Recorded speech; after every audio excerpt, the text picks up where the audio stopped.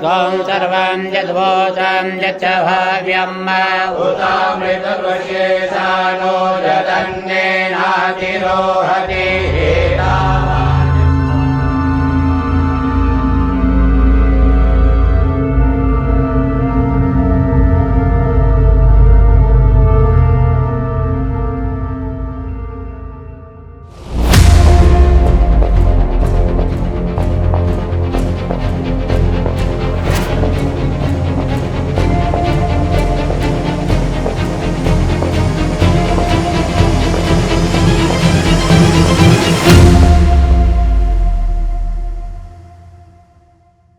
मैं आदित्यनाथ योगी ईश्वर की शपथ लेता हूं कि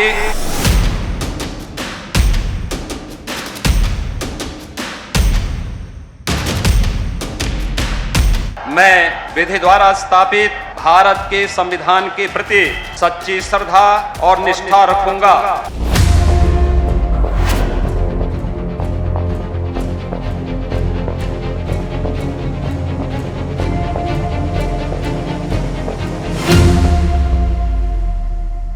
हम एक सामान्य सेवा भाव के साथ आए हैं, काम कर रहे हैं।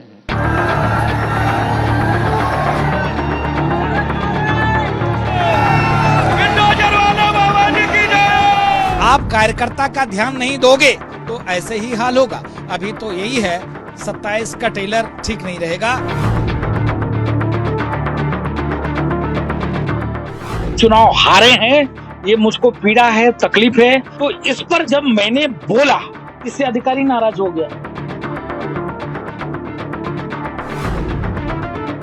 जब हम लोग ये मान करके चलते हैं कि आत्मविश्वास में कि हम तो जीत ही रहे हैं, तो स्वाभाविक रूप से वहां पर कहीं न कहीं हमें खामियाजा भी भुगतना पड़ता है।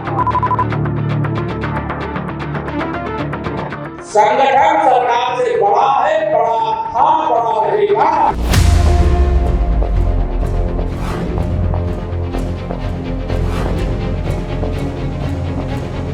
2022 का विधानसभा का चुनाव विपक्ष उछल कूद कर रहा था। चुनाव के तत्काल बाद आपने देखा होगा कैसे मारपीट पर उतारू हो गए।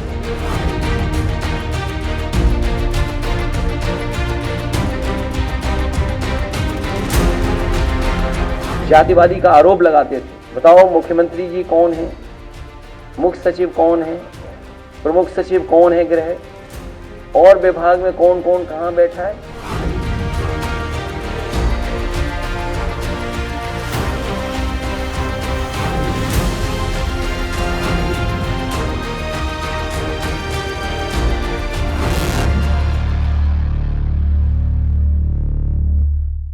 मेयर से लिखवा लो, 2 महीने के अंदर उत्तर प्रदेश का मुख्यमंत्री बदल देंगे। योगी आदित्यनाथ की राजनीति खत्म करेंगे, उनको भी निपटा देंगे।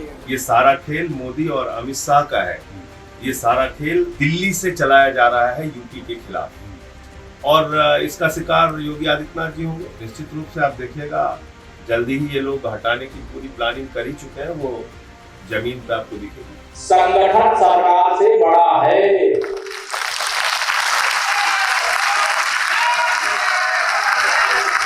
संगठन से बड़ा कोई नहीं होता है।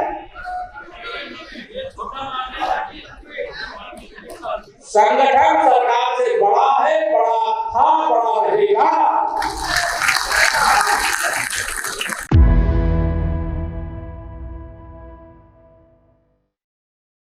अब हवाएं ही करेंगी रोशनी का फैसला। जिस दिए में जान होगी वो दिया रह जाएगा।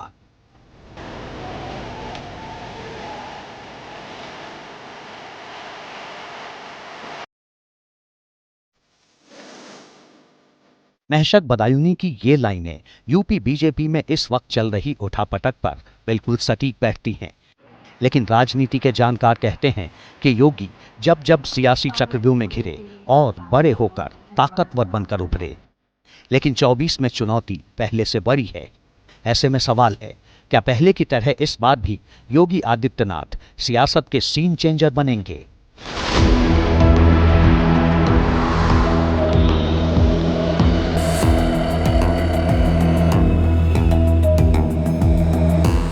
यूं तो गोरखपुर से लेकर दिल्ली तक योगी के खिलाफ सियासी साजिशों की कई कहानियां हैं, लेकिन 14 जुलाई 2024 से शुरू हुई कहानी नई और पहले से दिलचस्प हो गई है।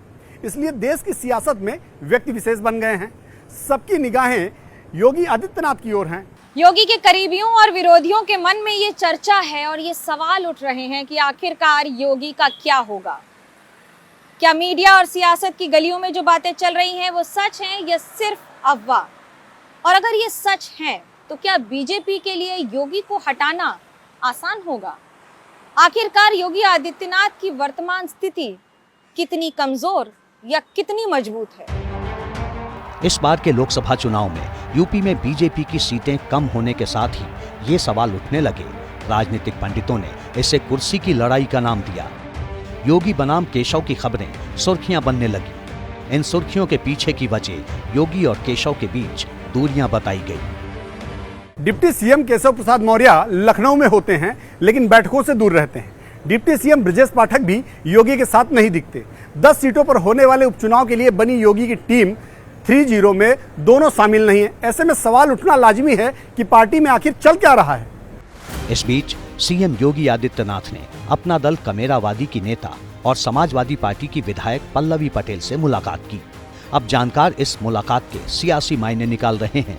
राजधानी लखनऊ के सियासी गलियारों में यूं तो इस मुलाकात को सामान्य बताया जा रहा है, लेकिन इसकी टाइमिंग ऐसी है जिसे देखकर आप भी कहेंगे कि योगी ने अपने विरोधियों को पूरी तरह शांत कर दिया है, क्योंकि ये वही पल्लवी पटेल हैं जिन्होंने 2022 के विधानसभा चुनाव में सिराथू से केशव मौर्य को हराया था और लोकसभा चुनाव में समाजवादी पार्टी की विधायक होते हुए भी ओवैसी के साथ मिलकर अखिलेश के खिलाफ मोर्चा खोल दिया था। इस मुलाकात को योगी के मास्टर स्ट्रोक के रूप में देखा जा रहा है।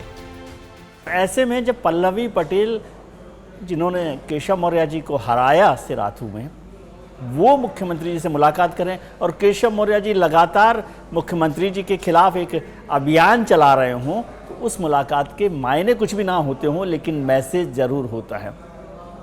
वो मैसेज क्या मुख्यमंत्री जी केशव मौर्य जी तक पहुंचाना चाहते हैं या पार्टी की लीडरशिप तक पहुंचाना चाहते हैं, ये तो उनको तय करना है। लेकिन इस मुलाकात को केवल खारिज नहीं किया जा सकता। मुझे ऐसा लगता है कि योगी जी ने एक मैसेज कन्वे किया है कि पिछड़े किसी एक के साथ नहीं हैं, और ख़ासकर उनके जो उप मुख्यमंत्री हैं उनकी जाति के और लोग भी उनके टच में हैं और उनका समय आने पर उनको नेता मान भी सकते हैं, ऐसा लगता है। लोकसभा चुनाव में सीटें कम आने के बाद योगी आदित्यनाथ पार्टी की हार की वजहों को टटोलने में जुटे थे। 6 जून को सीएम योगी ने डिप्टी सीएम ब्रजेश पाठक और केशव मौर्य के साथ चर्चा की। हार के कारणों पर पार्टी के प्रदेश अध्यक्ष ने एक रिपोर्ट भी तैयार की। इस हार से योगी को धक्का लगा था। 7 जून को दिल्ली में हुई एनडीए की मीटिंग में शामिल हुए योगी के चेहरे पर सब कुछ साफ साफ दिख रहा था। वो तनाव में थे। स्वागत है भाई, स्वागत है। 7 जून को ही इस बैठक से एक वीडियो वायरल होता है। योगी और मोदी के बीच दूरी होने की खबर आती है। मोदी पर योगी को इग्नोर करने के आरोप लगते हैं और यहीं से योगी के खिलाफ मोदी की नाराजगी की चर्चा शुरू होती है। हालांकि बाद में योगी की पीठ थपथपाते हुए मोदी की तस्वीर सामने आई थी। लेकिन कहते हैं कि सच जब तक अपने जूते पहन रहा होता है तब तक झूठ आधी दुनिया का सफर तय कर लेता है। एनडीए की बैठक में योगी जी को इग्नोर करना या बॉडी लैंग्वेज पर चर्चा करना बेमायने सी बात है, इनका कोई मतलब नहीं होता। प्रधानमंत्री जी भी लगातार कहते रहे हैं योगी जो है उत्तर प्रदेश के लिए उपयोगी है। योगी उत्तर प्रदेश में ही नहीं, भारतीय जनता पार्टी के एक मजबूत नेता माने जाते हैं। तो ऐसे में ये कहना कि इग्नोर कर रहे हैं, ऐसा कोई मायने नहीं लगता। संघर्ष जो है पार्टियों में चलता रहता है। 10 जून को सीएम योगी ने अमित शाह से मुलाकात की। उसी दिन नितिन गडकरी से भी मिले। इन दोनों मुलाकातों के मायनों पर अभी चर्चा हो ही रही थी कि संघ प्रमुख मोहन भागवत के गोरखपुर दौरे ने योगी और हाईकमान के बीच कथित लड़ाई को और बल दे दिया। हालांकि 4 दिन के प्रवास के दौरान मोहन भागवत ने योगी से मुलाकात नहीं की। फिर भी राजनीतिक गलियारों में संकेतों में संघ को योगी के साथ बताया गया। संघ कोई ऐसा नहीं है कि वो किसी लड़ाई में इन्वॉल्व है कि कोई पॉलिटिकल लड़ाई है इनके बनाम उनके। और एक बात और स्पष्ट कर दूं, मुझे इनके और उनके की लड़ाई मीडिया की जनरेट की हुई ज़्यादा लगती है। राजनीति में थोड़ा मोड़ा तो आवाज़ें आएंगी ही आएंगी। जो लोकसभा के चुनाव के नतीजे आए हैं उसमें ओबीसी और पिछड़ा जो वोट बैंक है वो खिसका है, तो क्या केवल हिंदुत्व के चेहरे के साथ साथ संघ रह सकता है, या उसे अभी जो अपना दलित और पिछड़ा का जो वोट बैंक है जिसका नुकसान हुआ है उसको बचाए रखने के लिए केशव मौर्य की ज़रूरत है और उन्हें भी उतनी ही ताकत और सम्मान देने की ज़रूरत है। हार की मार ऐसी थी कि बीजेपी के जो नेता कभी योगी के सामने बोलने से डरते थे वो खुलकर पार्टी की नीतियों का विरोध करने लगे और अफसरशाही पर भी सवाल उठाने लगे। विधायक रमेश चंद्र मिश्रा ने कहा कि 2027 के यूपी विधानसभा चुनाव के लिए केंद्र सरकार को हस्तक्षेप करना चाहिए। विधायक नंद किशोर गुर्जर ने अफसरों पर मनमानी करने का आरोप लगाया। एमएलसी देवेंद्र प्रताप सिंह ने शिक्षकों के डिजिटल अटेंडेंस के फैसले पर सवाल उठाया। मोती सिंह ने यहां तक कह दिया कि उन्होंने 42 साल के राजनीतिक जीवन में तहसील और थाने में ऐसा भ्रष्टाचार कभी नहीं देखा। सुब्रत पाठक ने अधिकारियों पर विपक्ष के साथ मिले होने का आरोप लगा दिया। यानी एक तरह से बीजेपी नेताओं ने अपनी ही सरकार को कटघरे में खड़ा कर दिया, जिससे योगी आदित्यनाथ की किरकिरी होने लगी।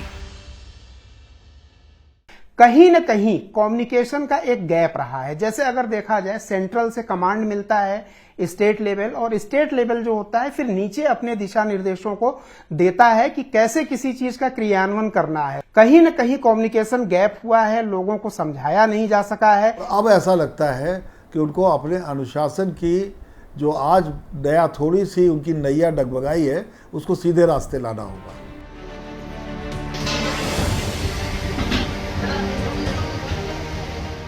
अनुप्रिया पटेल की शिकायती चिट्ठी को भी योगी के खिलाफ एक साजिश के तौर पर देखा गया।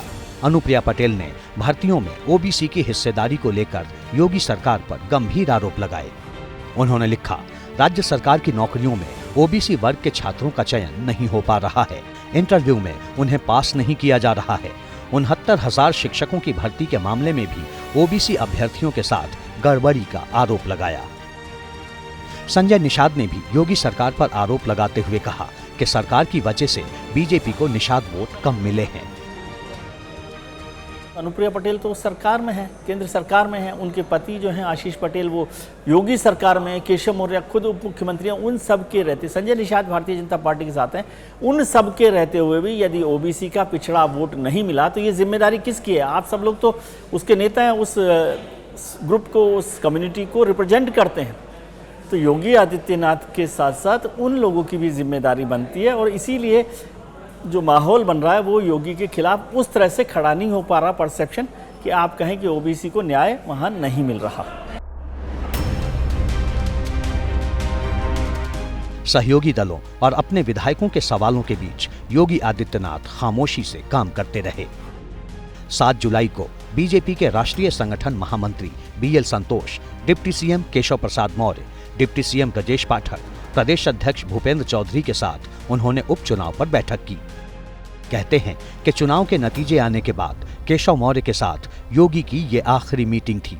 शायद योगी आने वाली स्थितियों को समझ चुके थे, इसीलिए 7 जुलाई के बाद 8 जुलाई को अलीगढ़ लोकसभा क्षेत्र से सांसद सतीश गौतम, पूर्व मंत्री धर्मराज निषाद, उनके बेटे ब्रजेंद्र निषाद, सांसद डॉक्टर लक्ष्मीकांत वाजपेयी, यूपी के प्रदेश उपाध्यक्ष संतोष सिंह, हिंदू युवा वाहिनी महाराजगंज के पूर्व जिला उपाध्यक्ष संजय यादव, आगरा के बाह विधानसभा क्षेत्र से विधायक रानी पक्षालिका सिंह भदावर, कौशाम्बी के जिला पंचायत अध्यक्ष श्रीमती कल्पना सोनकर, सिराथू के पूर्व ब्लॉक प्रमुख जितेंद्र सोनकर समेत कई नेताओं से मुलाकात की, लेकिन केशव और ब्रजेश पाठक से नहीं मिले। 14 जुलाई को प्रदेश कार्य समिति की बैठक में एक मंच पर दिखे, लेकिन मुख्यमंत्री ने दोनों डिप्टी सीएम से बात तक नहीं की। यहीं से योगी के खिलाफ बड़े विवाद ने जन्म लिया। योगी ने लोकसभा चुनाव में हार के पीछे अति आत्मविश्वास को जिम्मेदार ठहराया, तो केशव ने कहा कि संगठन से बड़ा कोई भी नहीं। कहीं पर जब हम लोग ये मान करके चलते हैं कि आत्मविश्वास में कि हम तो जीत ही रहे हैं, तो स्वाभाविक रूप से वहां पर कहीं न कहीं हमें खामियाजा भी भुगतना पड़ता है। संगठन सरकार से बड़ा है।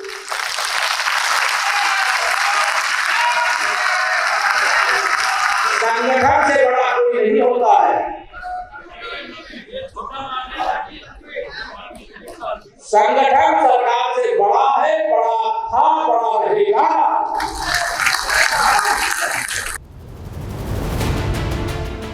ऐसे में सवाल है कि संगठन बड़ा है तो क्या योगी का कद छोटा है?